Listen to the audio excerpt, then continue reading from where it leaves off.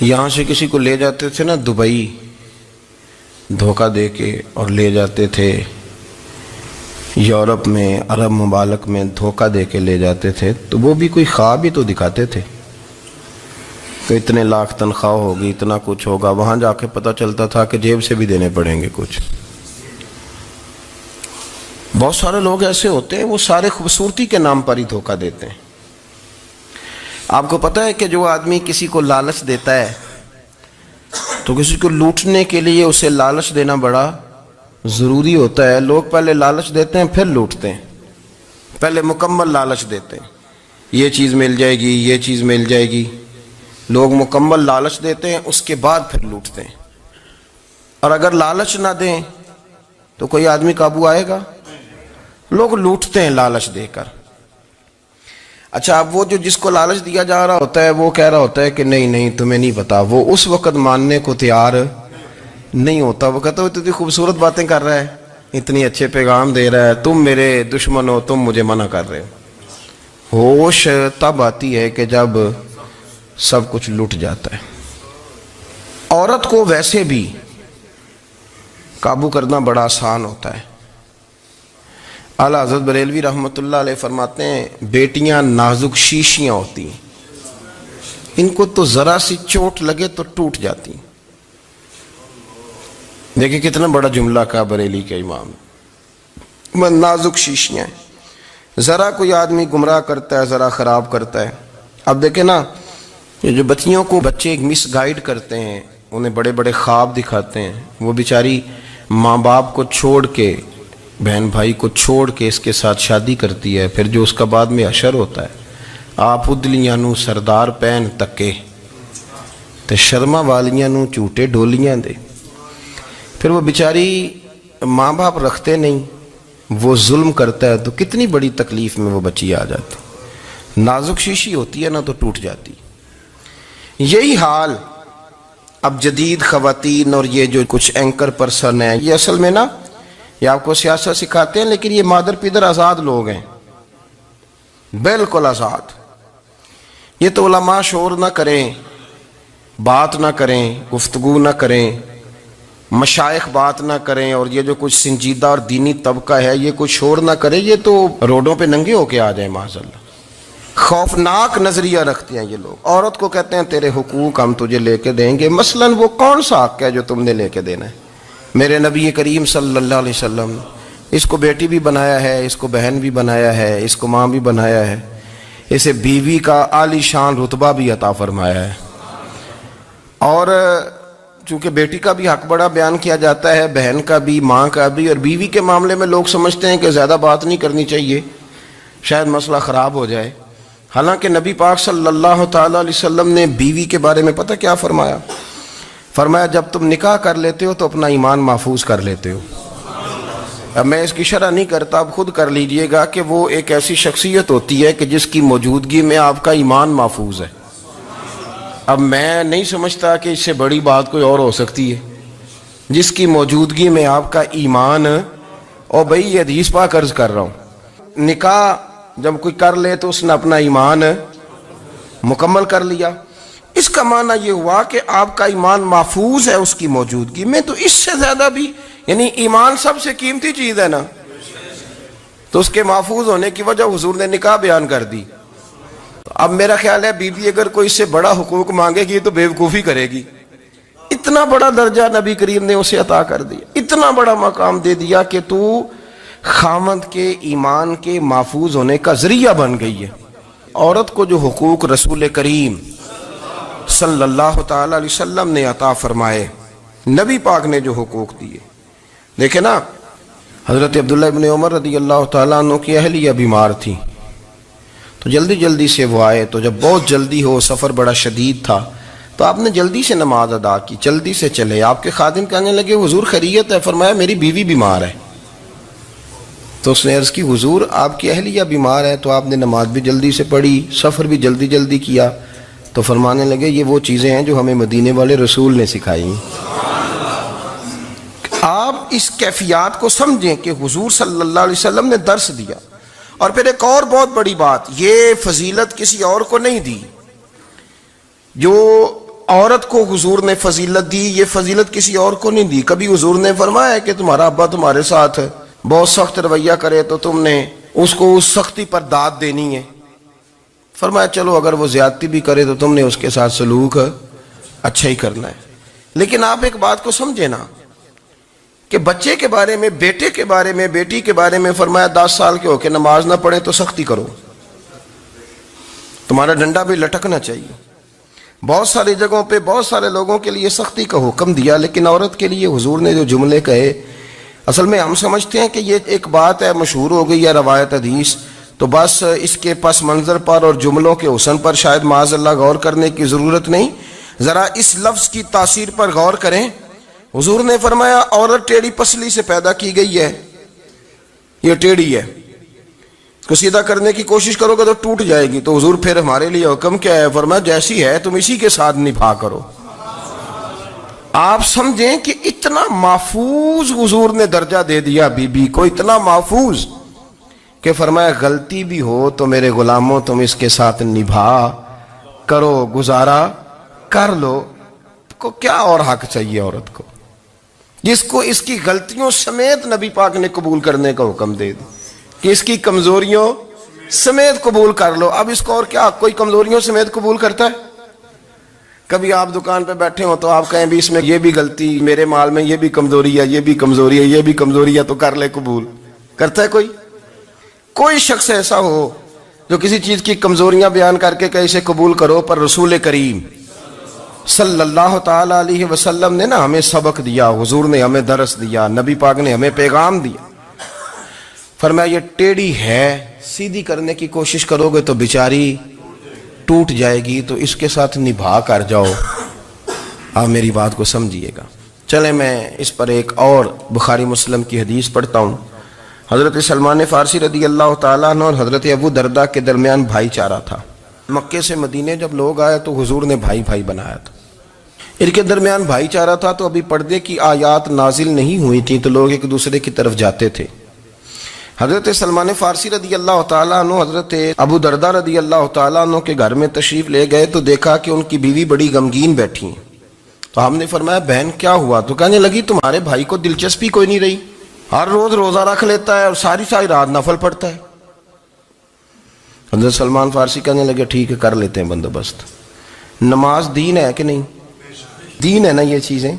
لیکن حضرت سلمان فارسی جناب ابو درداء سے کہنے لگے آج میں نے تیرے گھر میں رہنا رات کو، کیونکہ وہ تو ساری رات نماز پڑھتے تھے، نفل پڑھتے تھے. انہوں نے کہا ٹھیک ہے. ایک بستر لا کے بچھا دیا حضرت سلمان فارسی کے لیے. سلمان فارسی فرمانے لگے دوسرا بھی لا. کہا وہ کیا کرنا ہے؟ فرمانے لگے تو نے بھی سونا ہے، میں نے بھی سونا ہے، تو نے بھی سونا ہے. عشاء پڑھیں گے اور پھر دونوں سوئیں گے. کہا میں نے تو نماز پڑھنی ہے. فرمایا تہجد کے وقت اٹھ کے پڑھیں گے، اللہ کے رسول بھی رات آخری حصے میں جا کے نماز پڑھتے ہیں. ادھر ساتھ سلا لیا. وہ تھوڑی کو دیر سوئے، اب عادت تھی ساری رات اٹھنے کی، ذرا اٹھنے لگے بستر سے تو حضرت سلمان فارسی فرمایا چپ کر کے سو جا، وہ بڑی رات پڑی ہوئی، چپ کر کے سو جا. وہ لیٹ گئے، پھر اٹھنے لگے تو فرمایا سو جا چپ کر کے، بڑا ٹائم ہے. سحری کے وقت اٹھے، نفل پڑھے. ان کا ارادہ تھا روزہ رکھنے کا تو فرمانے لگے کل رکھا تھا نا نفلی روزہ؟ جی رکھا تھا. پرسوں بھی رکھا تھا، ترسوں بھی رکھا تھا. فرمایا آج نہیں رکھنا، آج میں تیرا مہمان ہوں، سارا دن کٹھے مل کے روٹیاں کھائیں گے، آج نہیں روزہ رکھنا. سلا دیا. اب حضرت ابو درداء رضی اللہ تعالیٰ عنہ کہہ تو کچھ نہ سکے، پر کہنے لگے سلمان تم پتہ تم کیا کر رہے ہو؟ نہ تم نے مجھے رات اٹھ کے زیادہ نفل پڑھنے دیے، سویرے روزہ نہیں رکھنے دیا. تو حضرت سلمان فارسی کہنے لگے کوئی لمبی بات تو نہیں نا؟ چلتے ہیں نا ابھی فجر میں مسجد نبی میں تو نبی پاک کو بتاتے ہیں. سرکار دو عالم علیہ السلام کی خدمت میں تو اپنی بات کرنا، میں اپنی کروں گا. حضور نتیجے کا اعلان فرما دیں گے، بات طے ہو جائے گی. حاضر خدمت ہوئے، عرض کی یا رسول اللہ صلی اللہ تعالی علیہ وسلم یہ ساری رات نفل پڑھتے ہیں، ہر روز روزہ رکھتے ہیں، ان کی اہلیہ غمگین بیٹھی ہیں، حکم فرمائیں. تو نبی پاک صلی اللہ علیہ وسلم نے فرمایا پھر ہوا کیا؟ یا رسول اللہ میں نے رات سلایا ہے، سحری میں اٹھایا ہے، سویرے روزہ نہیں رکھنے دیا. نبی پاک نے فرمایا سلمان فارسی نے ٹھیک کیا، سلمان فارسی نے ٹھیک کیا. پھر حضور نے فرمایا، نبی کریم نے فرمایا ابو درداء تیرے اوپر اگر اللہ کا حق ہے، اس کے رسول کا حق ہے، دین کا حق ہے، تو فرمایا تیری آنکھ کا بھی تیرے اوپر حق ہے، تیرے وجود کا بھی تیرے اوپر حق ہے. یہ حضور نے فرمایا تیرے بچوں کا بھی تیرے اوپر حق ہے, تیری بیوی کا بھی تیرے اوپر حق. اس حق کو بھی سمجھے. حقوق اللہ بھی ہیں, پر تیری آنکھ کا بھی تیرے اوپر. کیا مانا کہ تیری آنکھ سونا چاہتی ہے تو اسے سلا بھی. تیرے وجود کا بھی تیرے اوپر حق ہے.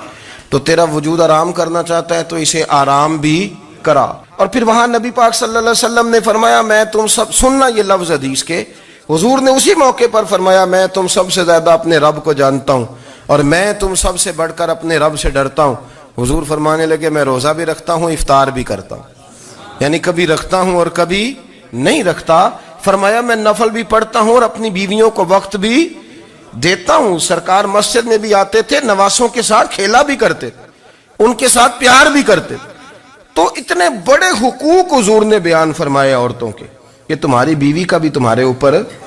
لو ایک حدیث بخاری کی اور یہاں بیان کر دیتا ہوں. ایک شخص نے آ کے عرض کی یا رسول اللہ صلی اللہ تعالی علیہ وسلم جہاد کے لیے تیاری ہو گئی ہے, صفیں بن رہی ہیں, مجاہدین کی تیاری ہے, تو میرا بھی نام لکھ دیا گیا ہے مجاہدوں کی لسٹ میں, لیکن یا رسول اللہ صلی اللہ تعالی علیہ وسلم میری بیوی نے حج کی تیاری کر لی ہے اور میرے دوستوں نے صحابہ نے میرا نام مجاہدین کی لسٹ میں لکھ دیا, تو میرے لیے کیا حکم ہے؟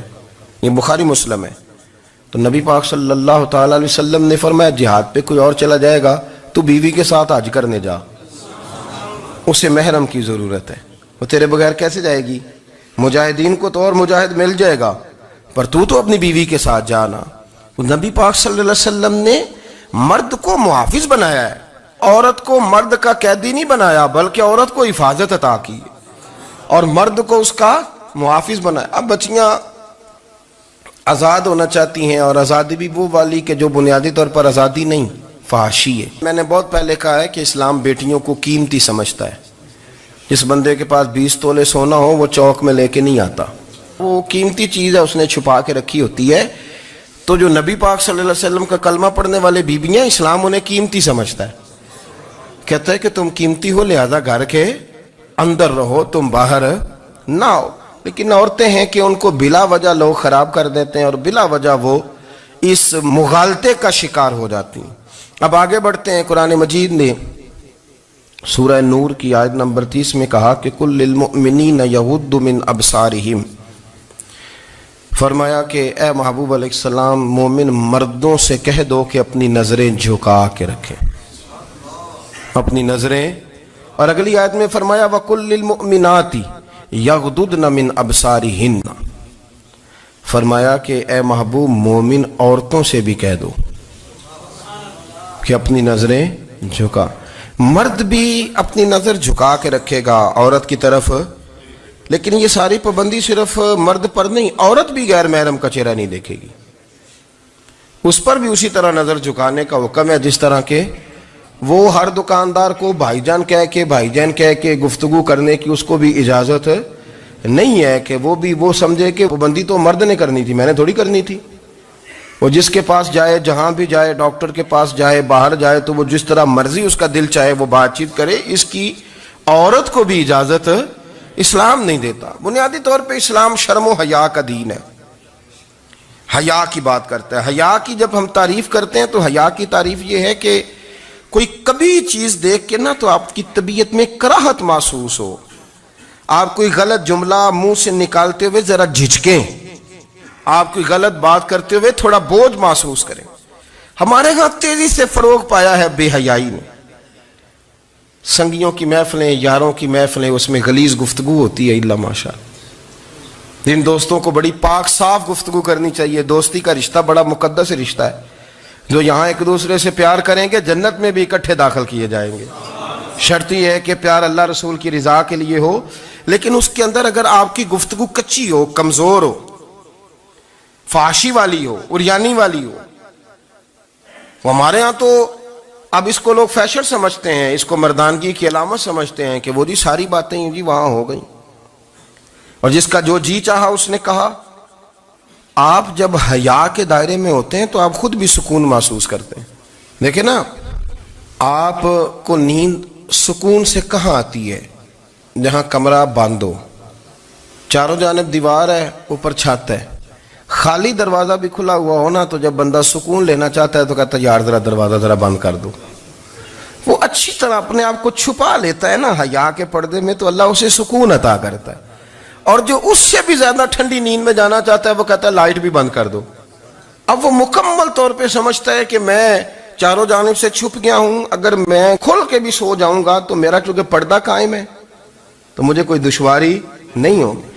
आप जब छुप जाते हैं, जब आप हया के अंदर सिमट जाते हैं, जब आप चादर के अंदर आ जाते हैं, तो आप बहुत सारी जगहों पे आसानी महसूस करते हैं।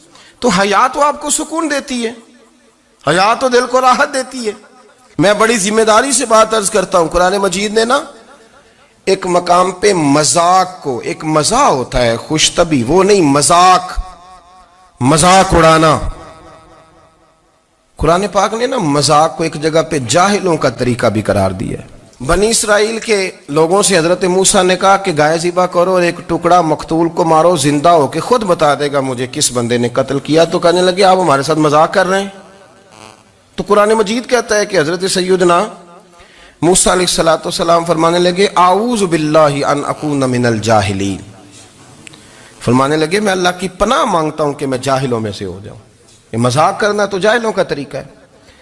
अगर आपकी जुबान से बेहयाई का जुमला निकल गया, अगर आपकी जुबान से बेहयाई का जुमला निकल गया, आपने कह दिया कि हम आजाद लोग हैं, जो मर्जी करेंगे, जो मर्जी कहेंगे, जो हमारा दिल में आएगा करेंगे, तो फिर तो लोग आपका वो हशर करेंगे कि आपसे बर्दाश्त ही नहीं होगा।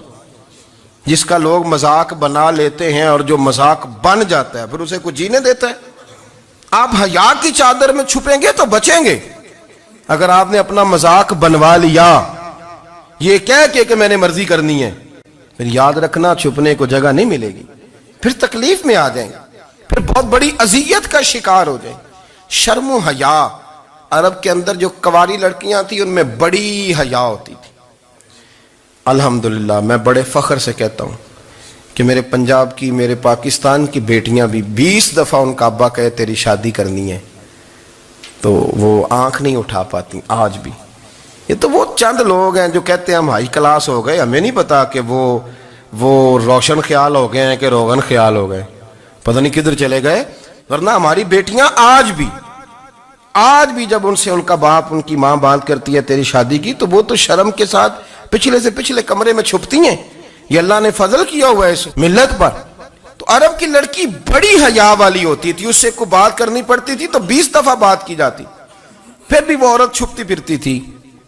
हजरत आयशा सिद्दीका रदी अल्लाह ताला अन्हा फरमाने लगी मेरे नबी पाक सल्लल्लाहु अलैहि वसल्लम अरब की कवारी लड़कियों से भी ज्यादा हया करने वाले। काज़ी एजाज मालकी ने, शेख अब्दुल हक मुहद्दिस देलवी ने, दीगर बुजुर्ग जो सीरत निगार गुजरे, उन्होंने लिखा है कि नबी पाक सल्लल्लाहु अलैहि वसल्लम के अंदर 100 मर्दों से ज्यादा ताकत थी, 100 मर्दों से ज्यादा ताकत। अब जो बात कहने लगा हूं, जो नतीजा देने लगा हूं, उस पर खास तवज्जो आप फरमाएंगे। जरा फिक्री तौर पर, नजरियाती तौर पर